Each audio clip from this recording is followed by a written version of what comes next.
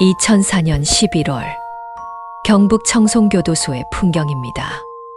낮고 무거운 금속음과 함께 복도 끝 독방에서 한 사형수가 철창 너머로 조용히 손을 내밀었습니다. 평소 말이 없는 수감자였기에 순찰 중이던 교도관은 발걸음을 멈추고 그를 마주했습니다. 뭐 필요한 게 있나요? 사형수는 고개를 들었는데 그의 눈빛이 이상했습니다. 초점이 흐릿한 것이 아니라 오히려 너무나 또렷했습니다. 말 좀 하고 싶습니다. 교도관은 기록지를 꺼내 들었습니다. 그리고 사형수의 다음 말을 듣는 순간 펜 끝이 종이 위에서 멈추고 말았습니다. 20년 전 제가 한 여자를 죽였습니다. 사형수들은 가끔 이런 말을 합니다.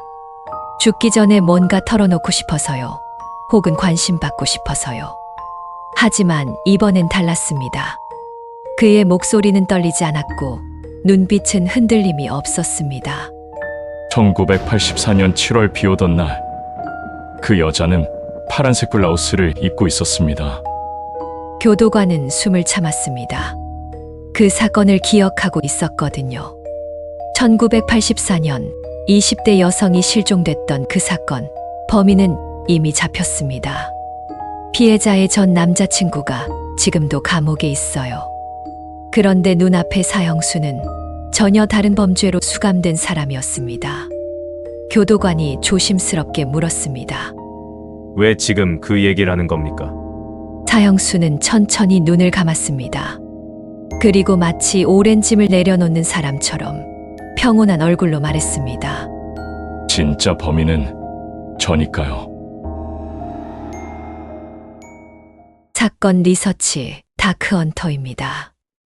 오늘은 자백이 진실인지 거짓인지조차 알 수 없는 기록을 다룹니다. 구독과 좋아요는 저희가 계속 사건을 기록할 수 있는 큰 힘이 됩니다. 그럼 본격적으로 이번 사건 살펴보겠습니다. 2004년 11월 16일 청송교도소 당직실의 풍경입니다. 교도관 박성민 씨는 보고서를 작성했는데 손끝이 자꾸 떨렸어요. 그는 펜을 들고 한 줄 한 줄 써내려갔습니다. 수감자 이준호, 과거 미제 사건 자백 주장. 펜을 놓고 창밖을 봤을 때 11월 중순의 하늘은 낮인데도 어두웠어요. 보고서는 다음 날 아침 검찰로 넘어갔습니다. 대구지검 담당 검사 최윤석 씨는 서류를 훑어봤습니다. 처음엔 대수롭지 않게 생각했어요. 사형수들이 가끔 이런 말을 하거든요. 속죄하고 싶다는 마음에서요. 혹은 그냥 누군가와 대화하고 싶어서요. 하지만 최 검사는 이상한 점을 발견했습니다. 이 사형수 이준호는 1999년 다른 살인 사건으로 사형 선고를 받았고 항소와 재심 청구가 모두 기각된 상태였습니다.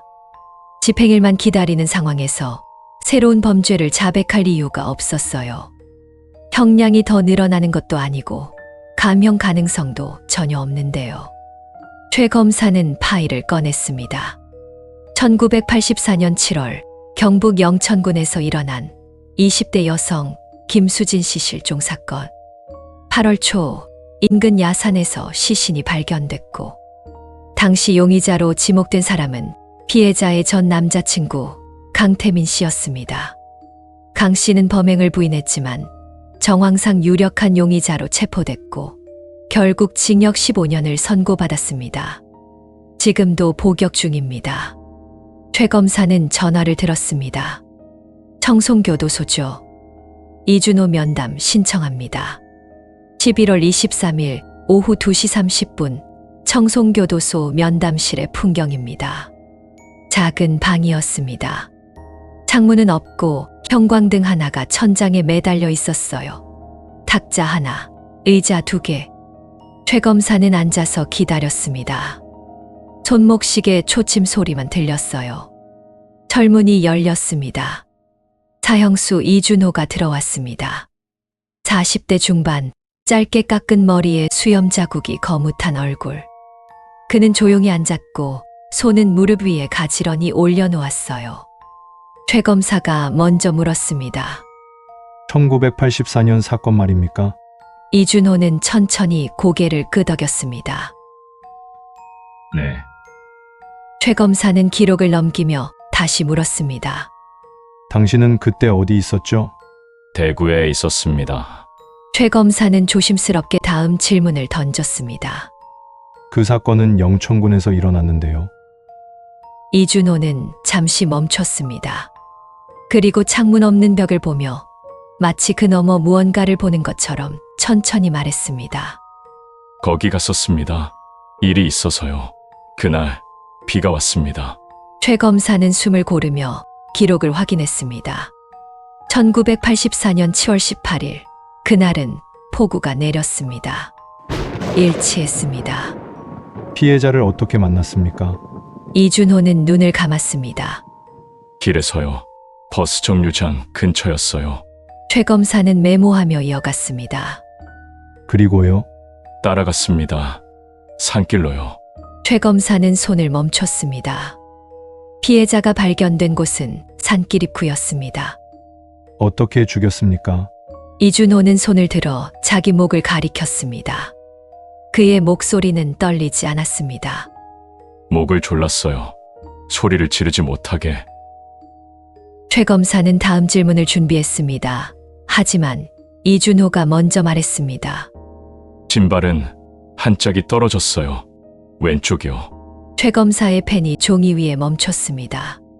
당시 수사 기록에는 이렇게 적혀 있었습니다. 피해자의 왼쪽 신발이 시신 발견 지점으로부터 50m 떨어진 곳에서 발견됐다고요. 언론에 공개된 적 없는 정보였습니다. 최 검사는 천천히 조심스럽게 물었습니다. 그 여자가 뭘 입고 있었습니까? 이준호는 눈을 떴습니다. 파란색 블라우스, 소매가 짧았어요. 최 검사는 파일에서 사진 한 장을 꺼냈습니다. 피해자가 실종 당일 입었던 옷, 파란색 반팔 블라우스. 이 사진은 수사 기록에만 남아 있었습니다. 가족 외에는 본 사람이 없었어요. 최 검사는 사진을 도로 넣었는데 손이 떨렸어요. 왜 지금 말하는 겁니까? 이준호는 고개를 숙이고 두 손을 깍지 꼈습니다. 그 여자 얼굴이 자꾸만 보여요. 밤마다. 이제 끝내고 싶습니다. 연담은 1시간 넘게 이어졌습니다. 최 검사는 기록지 3장을 가득 채웠어요. 연담이 끝나고 이준호는 일어섰습니다. 교도관이 그를 데려가려 할 때 그가 돌아봤습니다. 그의 눈빛은 흔들리지 않았습니다. 제가 죽인 게 맞습니다. 최 검사는 면담실에 혼자 남았습니다. 형광등이 윙윙 소리를 냈어요. 그는 기록을 다시 읽었습니다. 옷, 신발, 날씨, 장소. 하나하나 기록과 일치했습니다. 놀라울 정도로요. 하지만 최 검사는 뭔가 찜찜했습니다. 이렇게까지 정확할 수 있을까? 11월 25일 대구지검 회의실의 풍경입니다. 최 검사는 1984년 사건 파일을 펼쳐놓았습니다. 두꺼운 서류 뭉치, 20년 전 기록이라 종이가 누렇게 바랬어요. 옆에는 당시 사건을 담당했던 형사 김동욱 경위가 앉아 있었습니다. 지금은 정년 퇴직을 1년 앞두고 있었어요. 김 경위는 파일을 천천히 넘겼는데 손끝이 떨렸어요. 20년 만에 다시 보는 기록이었습니다. 최 검사는 이준호의 진술서를 건넸습니다.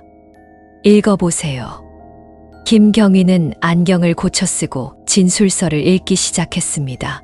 1분, 2분. 그의 얼굴이 굳어졌습니다. 이거 어떻게 아는 거죠? 진술 내용을 하나씩 대조했습니다. 첫 번째는 날씨.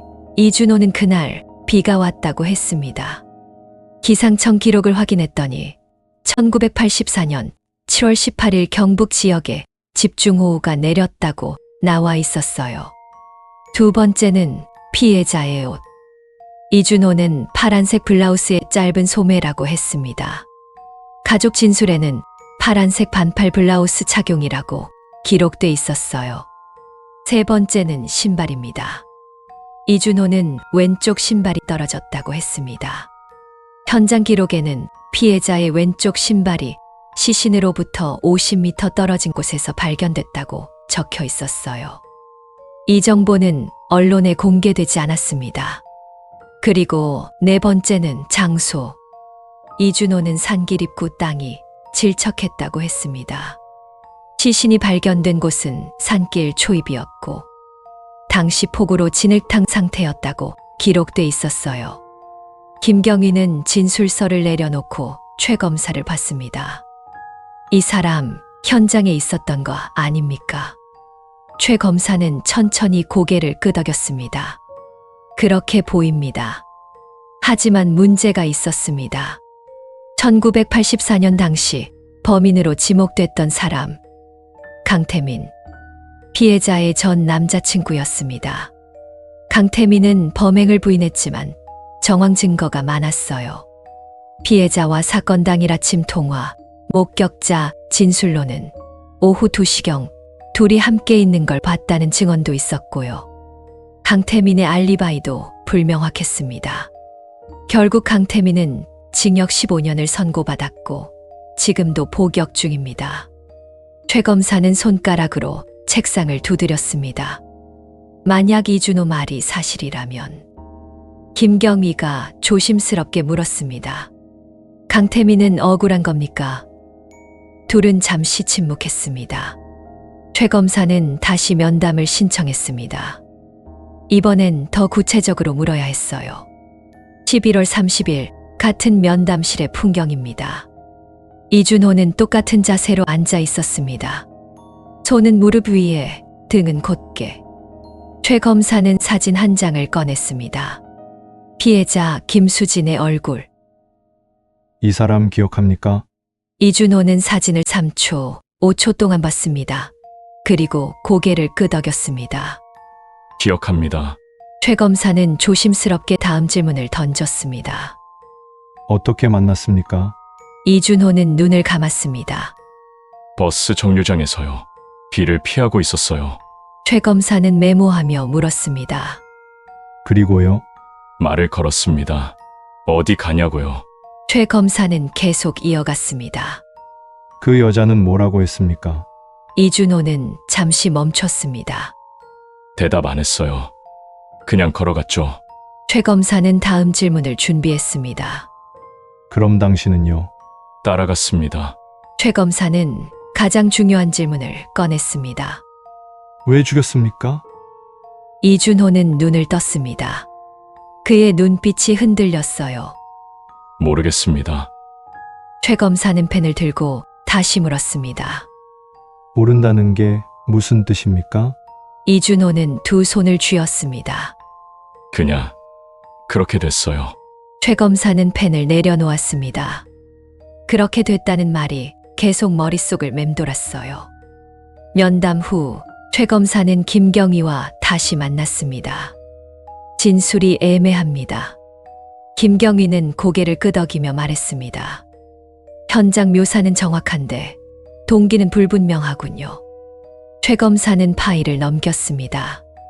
이준호는 1999년에 다른 여성을 살해했습니다. 그때도 동기가 불분명했어요. 충동적 범행으로 결론 났죠. 김경희가 물었습니다. 충동적 범행? 최 검사는 고개를 끄덕였습니다. 네, 그렇게 결론 났습니다. 둘은 다시 침묵했습니다. 하지만 뭔가 맞지 않았습니다. 이준호의 진술은 구체적이었습니다. 옷, 신발, 날씨, 장소 모두 일치했어요. 그런데 결정적인 순간 살해 동기에선 말을 흐렸습니다. 모르겠다고 했어요. 최 검사는 의문이 들었습니다. 이 사람이 정말 범인일까? 12월 초 최 검사는 DNA 대조 검사를 요청했습니다. 1984년 현장에서 채취된 샘플이 일부 남아 있었거든요. 보관 상태가 좋지 않았지만 시도는 해볼 만했습니다. 2주 후 결과가 나왔습니다. 일치하지 않음. 최 검사는 보고서를 다시 읽었습니다. 이준호의 DNA는 현장에서 발견된 DNA와 일치하지 않았습니다. 그럼 그는 범인이 아닌 걸까요? 12월 20일 최 검사는 다시 청송교도소를 찾았습니다. 이번엔 질문이 달랐습니다. DNA 검사 결과가 나왔습니다. 이준호는 아무 반응이 없었습니다. 당신 DNA는 현장과 일치하지 않습니다. 이준호는 고개를 들었습니다. 그래도 제가 죽인 게 맞습니다. 최 검사는 숨을 참았습니다. 증거가 없는데요. 이준호는 눈을 감았습니다. 증거는 없어도 제가 한 건 맞아요. 최 검사는 펜을 내려놓았습니다. 왜 그렇게 확신합니까? 이준호는 대답하지 않았습니다. 그냥 눈을 감은 채 앉아 있었어요. 최 검사는 면담실을 나왔습니다. 복도는 길고 좁았어요. 그는 걸으면서 생각했습니다. 이 사람은 왜 자백하는 걸까? 진짜 범인일까? 아니면 다른 이유가 있는 걸까? 최 검사는 머리가 복잡했습니다. 12월 23일 대구지검의 풍경입니다. 최 검사는 심리 전문가를 불렀습니다. 정신과 의사 이현주 박사, 범죄심리 분석이 전문이었어요. 이 박사는 이준호의 진술 기록을 1시간 넘게 읽었습니다. 그리고 조용히 말했습니다. 이 사람 허위 자백 가능성이 있습니다. 최 검사는 고개를 들었습니다. 허위 자백이요? 이 박사는 파일을 넘기며 설명했습니다. 사형수들 중 일부는 자기가 저지르지 않은 범죄를 고백하기도 합니다. 특히 집행일을 앞둔 경우요. 최 검사가 물었습니다. 왜 그런 겁니까? 이 박사는 짧게 답했습니다. 죄책감이요. 이 박사는 펜으로 기록을 가리켰습니다. 이준호는 1999년 살인 사건으로 사형 선고를 받았습니다. 그 사건도 동기가 불분명했어요. 충동적 범행이었죠. 최 검사는 고개를 갸우뚱했습니다. 그게 지금과 무슨 관계입니까? 이 박사는 천천히 설명했습니다. 그 죄책감이 다른 죄까지 만들어내는 겁니다. 최 검사는 여전히 이해하기 어려웠습니다. 무슨 말씀인지요? 이 박사는 노트를 펼치며 이어갔습니다. 자책감이 강한 사람은 자신을 끊임없이 벌하려 합니다. 실제로 저지른 죄만으로는 부족하다고 느끼는 거죠. 최 검사는 눈살을 찌푸렸습니다.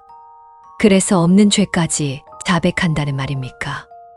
이 박사는 조용히 고개를 끄덕였습니다. 네, 그렇습니다. 스스로를 더 큰 죄인으로 만들어서 처벌받을 이유를 만드는 거예요. 최 검사는 파일을 넘겼습니다. 하지만 이준호는 현장을 정확히 묘사했습니다. 신발, 날씨, 옷까지요. 이 박사는 고개를 끄덕이며 말했습니다. 그게 바로 문제입니다. 허위 기억이라는 게 있습니다. 이 박사는 노트에 뭔가를 적으며 설명했습니다. 사람은 자신이 경험하지 않은 일도 마치 경험한 것처럼 기억할 수 있어요. 특히 반복적으로 듣거나 상상한 이야기는 진짜 기억으로 굳어집니다. 그럼 이준호는? 최 검사가 말을 이었습니다. 1984년 사건에 대해 들었을 가능성이 있다는 말씀이군요. 이 박사는 고개를 끄덕였습니다.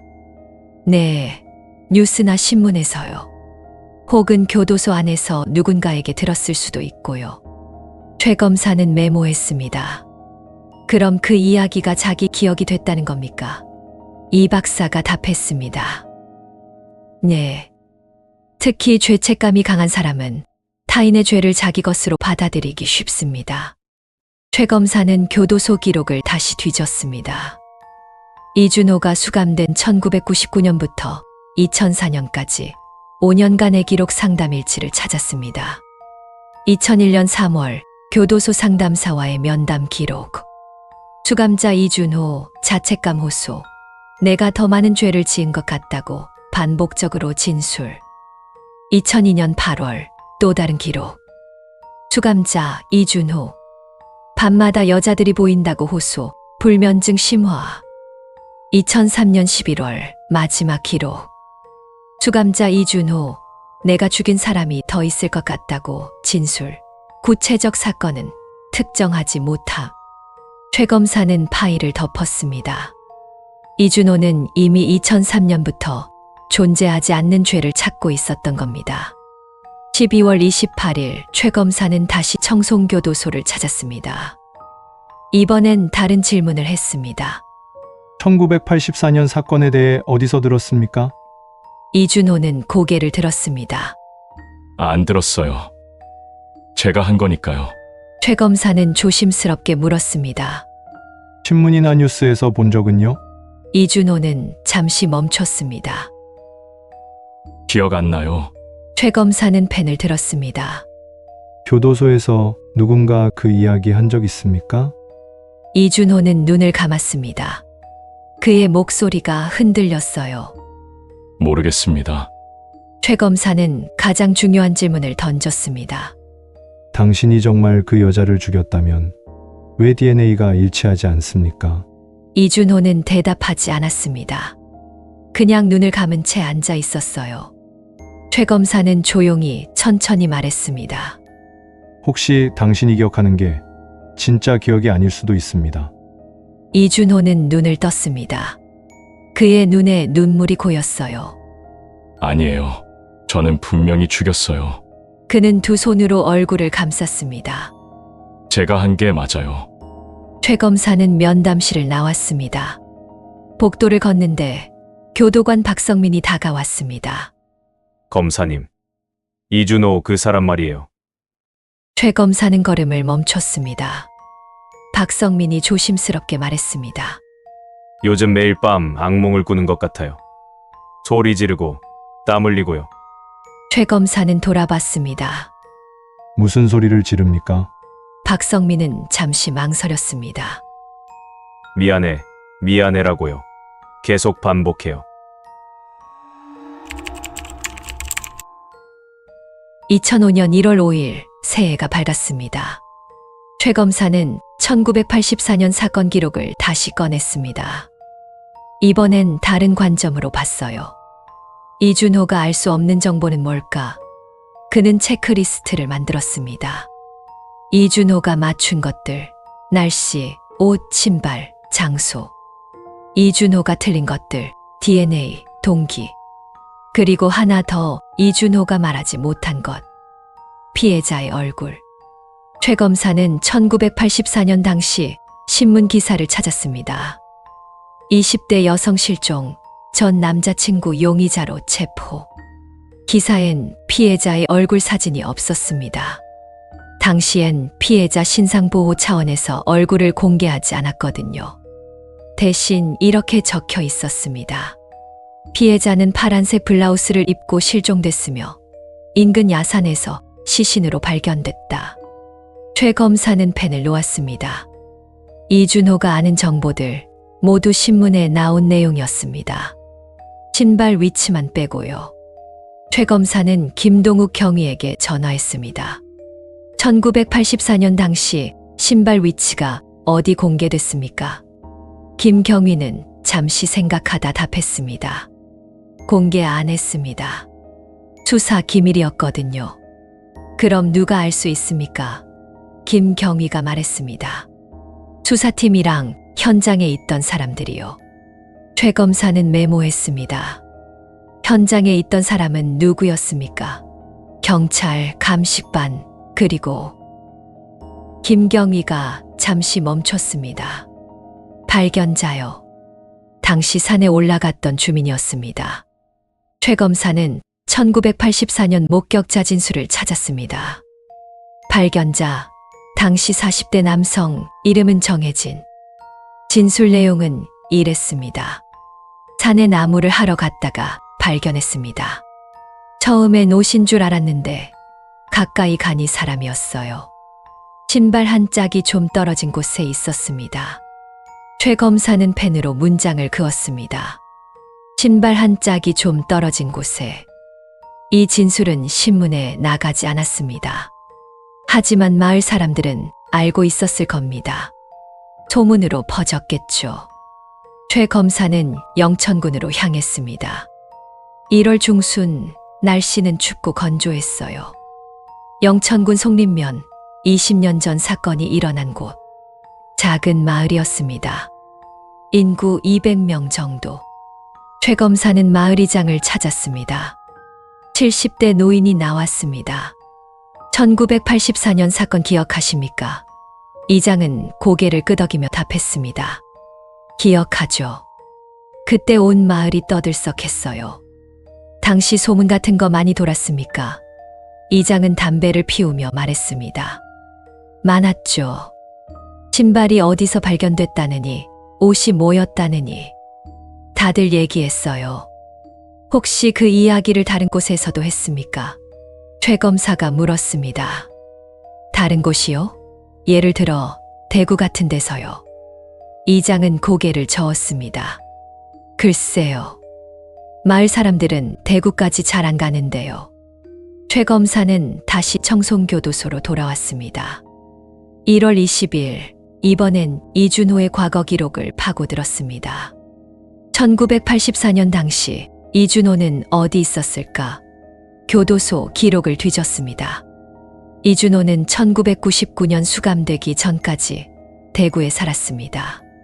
직업은 일용직 노동자, 이곳저곳 떠돌며 일했어요. 1984년 이준호는 24살이었습니다. 당시 주소지는 대구 달서구, 영천과는 차로 1시간 거리였습니다. 최 검사는 이준호의 지인들을 수소문했습니다. 1999년 재판 당시 증인으로 나왔던 사람, 이준호의 고등학교 동창 박철수. 최 검사는 박철수를 만났습니다. 이준호 1984년에 뭐 했는지 기억하십니까? 박철수는 고개를 저었습니다. 글쎄요. 그때 저도 젊었을 때라 잘 모르겠는데요. 혹시 영천 쪽 간 적 있습니까? 최 검사가 다시 물었습니다. 영천이요.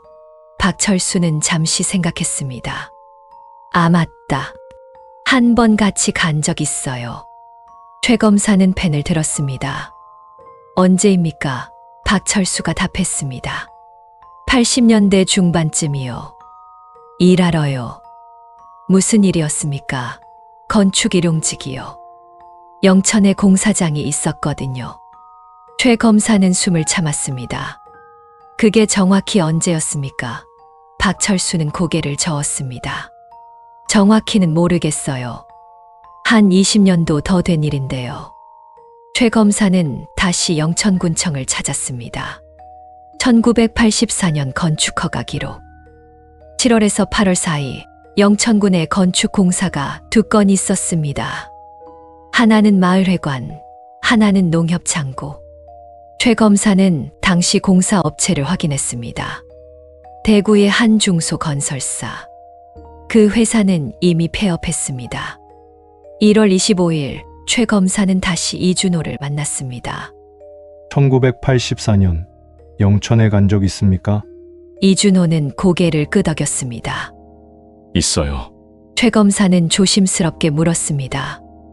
무슨 일로요? 일하러요. 건축 일이요. 최 검사는 펜을 들었습니다. 그때 그 사건 소문 들었습니까? 이준호는 잠시 멈췄습니다. 들었어요. 최 검사는 숨을 고르며 물었습니다. 누구한테 들었습니까? 이준호는 눈을 감았습니다. 공사장 사람들이요. 다들 얘기했어요. 최 검사는 다음 질문을 던졌습니다. 뭐라고 했습니까? 이준호는 천천히 말했습니다. 여자가 죽었다고, 산에서 발견됐다고, 신발은 떨어져 있었다고요. 최 검사는 펜을 놓았습니다. 그럼 당신이 직접 본 게 아니라 들은 겁니까? 이준호는 눈을 떴습니다. 그의 눈빛이 흔들렸어요. 아니에요. 제가 봤어요. 최 검사는 침착하게 물었습니다. 언제요? 이준호는 대답하지 못했습니다. 입술이 떨렸어요. 기억이 안 나요. 최 검사는 면담실을 나왔습니다.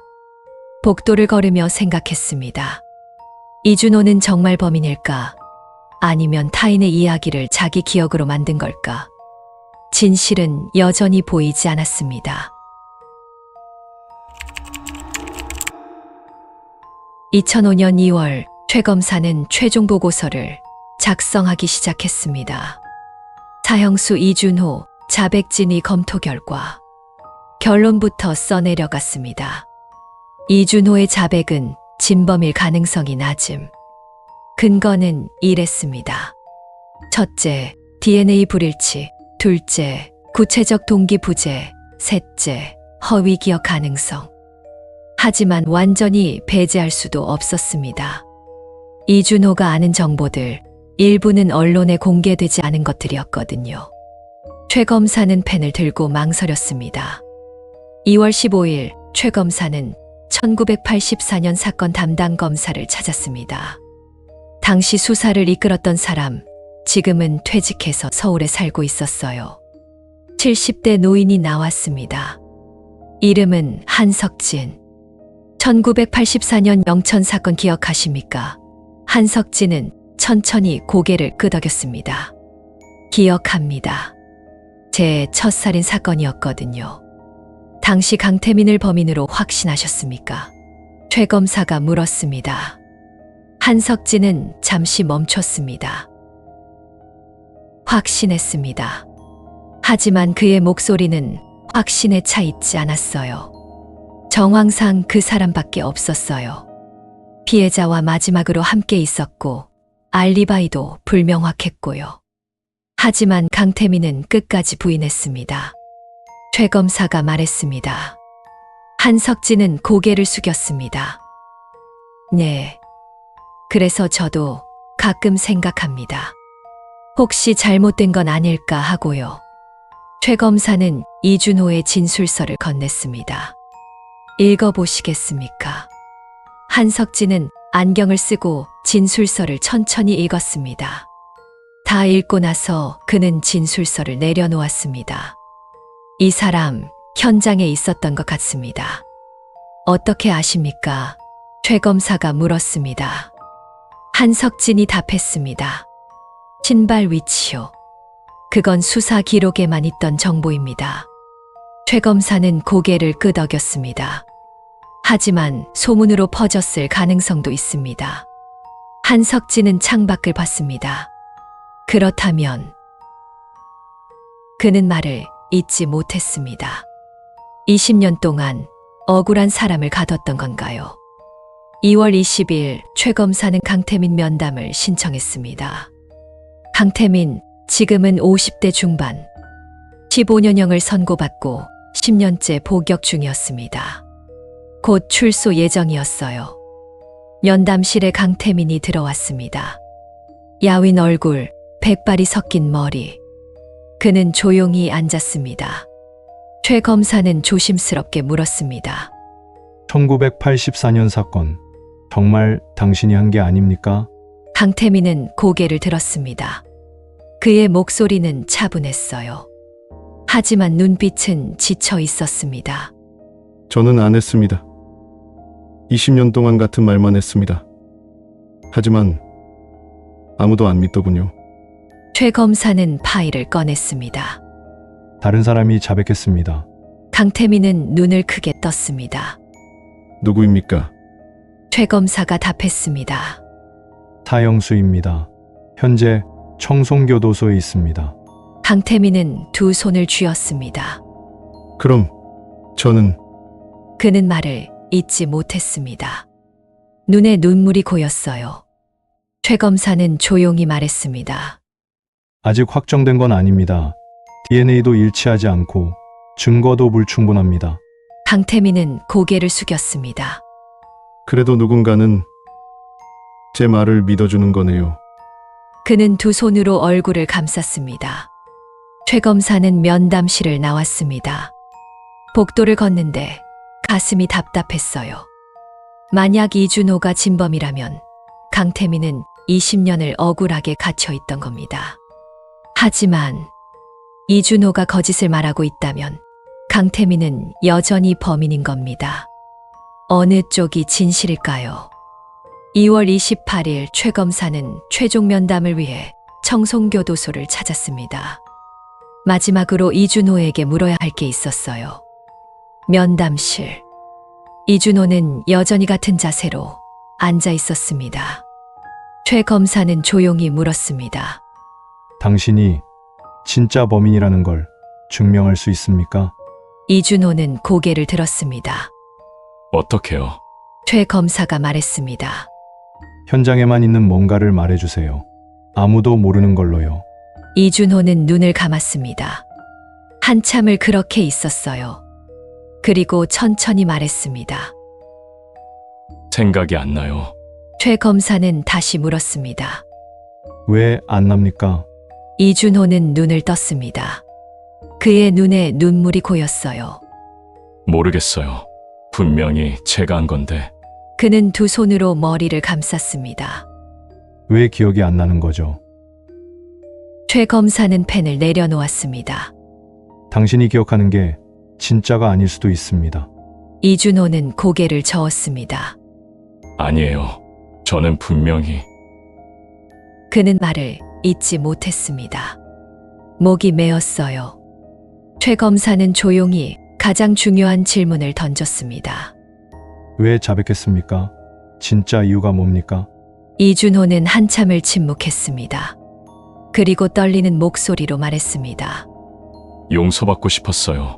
최 검사는 조심스럽게 물었습니다. 누구한테요? 이준호는 눈을 감았습니다. 저한테요. 최 검사는 면담실을 나왔습니다. 교도관 박성민이 복도에 서 있었어요. 검사님, 결론 나셨습니까? 최 검사는 고개를 저었습니다. 아직입니다. 박성민은 철창 쪽을 봤습니다. 저 사람, 요즘 계속 우는 것 같아요. 밤마다요. 최 검사는 아무 말도 하지 못했습니다. 2005년 3월 최 검사는 최종 보고서를 제출했습니다. 결론은 이랬습니다. 사형수 이준호의 자백은 진범 가능성 낮음. 허위 기억 및 자책감에 의한 허위 자백 가능성 높음. 단, 일부 정보의 출처가 불명확하여 완전 배제는 불가. 권고사항은 이랬습니다. 추가 수사 필요. 강태민 사건 재심 검토, 권고. 하지만 재심은 쉽지 않았습니다. 20년이 지난 사건이었고 증거도 불충분했거든요. 3월 15일 청송교도소에서 연락이 왔습니다. 이준호가 편지를 썼다고요. 최 검사 앞으로요. 최 검사는 편지를 받았습니다. 편지 봉투는 얇았어요. 종이 한 장 뿐이었습니다. 편지를 꺼내 읽었습니다. 최 검사님께 제 말을 끝까지 들어주셔서 감사합니다. 저는 여전히 제가 그 여자를 죽였다고 믿고 있습니다. 하지만 검사님 말이 맞을지도 모르겠습니다. 어쩌면 저는 죄를 짓지 않아도 죄를 지을 수 있는 사람인지도 모릅니다. 제가 진짜 죽인 건 1999년 그 여자뿐일지도 모릅니다. 하지만 제 마음속엔 수십 명이 죽어 있습니다. 저는 그들에게 용서받고 싶었습니다. 존재하지 않는 사람들에게요. 이상한 얘기죠. 검사님, 사람은 기억을 만들 수 있나요? 없던 일도 있던 것처럼요. 저는 이제 뭐가 진짜인지 모르겠습니다. 그냥 끝내고 싶습니다. 이준호 올림. 최 검사는 편지를 다시 읽었습니다. 여러 번 읽었어요. 어쩌면 저는 죄를 짓지 않아도 죄를 지을 수 있는 사람인지도 모릅니다. 이 문장이 계속 머릿속을 맴돌았습니다. 3월 말 최 검사는 심리 전문가 이현주 박사를 다시 만났습니다. 이준호의 편지를 보여줬어요. 이 박사는 편지를 읽고 조용히 말했습니다. 이 사람은 자기 죄책감과 싸우고 있습니다. 자백이 거짓이라는 걸 인정한 것입니까? 최 검사가 물었습니다. 이 박사는 고개를 저었습니다. 아니요. 여전히 진짜라고 믿고 있어요. 하지만 동시에 거짓일 수도 있다는 걸 알고 있는 겁니다. 그게 가능합니까? 최 검사가 다시 물었습니다. 이 박사가 답했습니다. 가능합니다. 인간의 기억은 절대적이지 않거든요. 이 박사는 편지를 내려놓았습니다. 이준호는 1999년 여성을 살해했습니다. 그 죄책감이 다른 죄를 만들어낸 거예요. 1984년 사건은 그가 만든 죄입니다. 최 검사는 조심스럽게 물었습니다. 그럼 강태민은요? 이 박사는 창밖을 봤습니다. 그건 저도 모르겠습니다. 어쩌면 광태민도 억울한 사람일 수 있습니다. 하지만 증거가 없으니 알 수가 없죠. 4월. 최 검사는 더 이상 조사를 진행하지 못했습니다. 상부에서 사건 종결 지시가 내려왔거든요. 이준호 자백, 신빙성 없음, 추가 수사 중단. 강태민 재심도 기각됐습니다. 증거 불충분. 모든 게 원점으로 돌아갔습니다. 2005년 6월 3일 새벽 5시 30분 청송교도소의 풍경입니다. 사형수 이준호의 집행일이었습니다. 교도관 박성민은 독방 앞에 섰습니다. 철창 너머로 이준호가 보였어요. 그는 바닥에 앉아 있었습니다. 눈을 감은 채로요. 박성민이 문을 열었습니다. 이준호는 천천히 일어섰습니다. 그의 얼굴은 평온했습니다. 집행실로 가는 복도, 이준호는 조용히 걸었습니다. 발소리만 울렸어요. 박성민이 물었습니다. 마지막으로 하고 싶은 말 있습니까? 이준호는 멈춰 섰습니다. 그리고 말했습니다. 그 여자한테 미안하다고 전해주세요. 박성민은 고개를 끄덕였습니다. 누구한테요? 이준호는 눈을 감았습니다. 1984년 그 여자요. 박성민은 아무 말도 하지 못했습니다. 이준호는 다시 걸었습니다. 마지막으로 창밖을 보았습니다. 해가 막 떠오르고 있었어요. 그는 작은 미소를 지었습니다. 마치 오랜 여행을 끝낸 사람처럼요. 2005년 7월 최 검사는 이준호의 유품을 전달받았습니다. 작은 상자 하나, 안에는 편지 몇 통과 노트 한 건이 들어있었어요. 노트를 펼쳤습니다. 이준호의 글씨였습니다. 저는 많은 사람을 죽였습니다. 하지만 그중 진짜는 한 명뿐입니다. 나머지는 제 마음속에서만 죽었습니다. 사람은 기억으로 죄를 만들 수 있습니다. 없던 일도 있던 것처럼요. 저는 용서받고 싶었습니다. 그래서 더 많은 죄를 만들었습니다. 이상하죠? 하지만 이제는 알 것 같습니다. 진짜 용서는 존재하지 않는 죄가 아니라 진짜 죄를 인정하는 데서 시작된다는 걸요. 너무 늦었지만요. 최 검사는 노트를 덮었습니다. 창밖을 봤어요. 여름 햇살이 뜨거웠습니다. 2010년 강태민이 출소했습니다. 15년을 복역하고 나온 그는 조용히 고향으로 돌아갔어요. 기자들이 물었습니다. 억울하지 않습니까? 강태민은 고개를 저었습니다. 억울하지만 증명할 수 없습니다. 이준호가 진범이라고 생각하십니까? 기자가 다시 물었습니다. 강태민은 잠시 멈췄습니다. 모르겠습니다. 진실은 아무도 모르는 걸지도요. 그는 더 이상 말하지 않았습니다. 사형수 이준호의 자백. 그것이 진실이었는지 아니면 죄책감이 만든 환상이었는지 끝내 밝혀지지 않았습니다. 1984년 사건의 진범은 여전히 미스터리로 남아 있습니다. 강태민은 억울한 사람일까요? 아니면 진짜 범인일까요? 이준호는 거짓을 말한 걸까요? 아니면 진실을 말했지만 증명하지 못한 걸까요? 우리는 알 수 없습니다. 다만 한 가지, 진실이란 때로는 누가 말하느냐보다 누가 믿느냐에 달려 있을지도 모릅니다. 이 이야기는 사형 집행까지를 재구성했습니다. 하지만 실제로는 다릅니다. 대한민국은 1997년을 마지막으로 사형 집행을 중단했고 현재까지 이어지고 있습니다. 이준호에게 사형이 확정됐지만 실제로 집행되지는 않았습니다. 그는 현재 어디에 있을까요? 여전히 수감 중일까요? 아니면 다른 처분을 받았을까요? 알려진 바가 없습니다. 그가 고백했던 1984년 사건, 그 진실도 함께 미스터리로 남았습니다. 본 사건은 실화를 바탕으로 재구성됐지만 일부 내용은 각색됐습니다. 사건 리서치 다크헌터는 피해자와 유가족을 존중하며 진실을 향한 질문만을 남깁니다. 구독과 알림 설정, 그리고 댓글로 여러분의 생각을 남겨주세요. 저는 사건 리서치 다크헌터였습니다.